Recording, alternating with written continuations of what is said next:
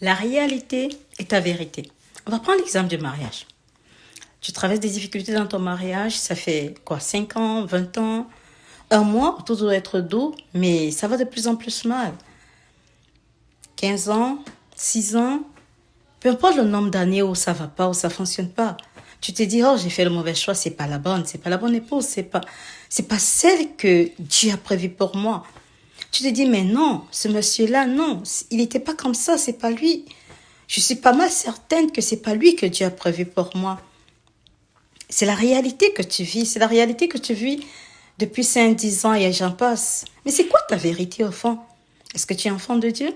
Est-ce que tu es fils du Très-Haut? Est-ce que tu es fils, fille du Dieu vivant? C'est quoi ta vérité? Qu'est-ce que Jésus lui dit par rapport à cet époux? Qu'est-ce que Jésus lui dit par rapport à cette épouse? Qu'est-ce que Jésus dit de ton mariage? Tu peux pas faire 20 ans avec une femme, 20 ans avec un homme, 5 ans, un mois, vous êtes mariés légalement devant Dieu, devant les hommes.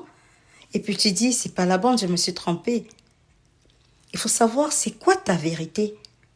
Qu'est-ce que Jésus dit par rapport à cette situation-là? Est-ce que tu as essayé de te battre pour ton couple? Est-ce que tu as essayé de voir c'était quoi le nœud du problème? Est-ce que tu as essayé, comme on dit, de se battre? Il faut savoir c'est quoi les armes. C'est quoi les véritables armes qu'il faut utiliser pour se battre? Parce qu'on ne se bat pas par la chair. Parce que si tu te bats avec la chair, à coup sûr, tu n'y arriveras pas. Mais c'est quoi les véritables armes d'un fils de Dieu? C'est quoi les véritables armes d'un enfant de Dieu? Moi, j'ai toujours l'habitude de dire, pour moi, la première arme, c'est Hébreux 11:1. Or, la foi, c'est une ferme assurance des choses qu'on espère.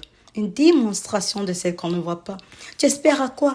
Tu espères un mariage tel que décrit dans la parole de Dieu. Tu espères un mariage doux, agréable. Oui, pas parfait, parce que il n'y a pas de mariage parfait, mais il y a des mariages heureux où on essaie de concilier avec le pour et le contre des uns et du partenaire et de l'autre partenaire. Mais c'est quoi ta foi? Qu'est-ce que tu vis présentement? Tu aspires à quoi? Ta foi, c'est quoi? C'est la ferme assurance des choses qu'on espère. Tu espères à quoi? Un mariage heureux? Tu espères un mariage où il y aura la communication? Tu espères un mariage où il y aura le dialogue? Tu espères un mariage où il y aura la paix? Ou même s'il n'y a pas l'entente? Ou même si on ne se comprend pas, même si on n'arrive pas à s'entendre sur un sujet, on s'assied, on discute et on trouve une solution? C'est à ça que tu espères? Qu'est-ce que la foi te dit? C'est une démonstration de ce que tu ne vois pas. Alors, appelle le consommateur par excellence de la foi. Invite Jésus dans ce couple-là. Mets-le au centre. Et laisse-le exercer ta foi. Et tu verras qu'est-ce qu'il est capable de faire. Il consomme cette foi. Il se nourrit de ta foi.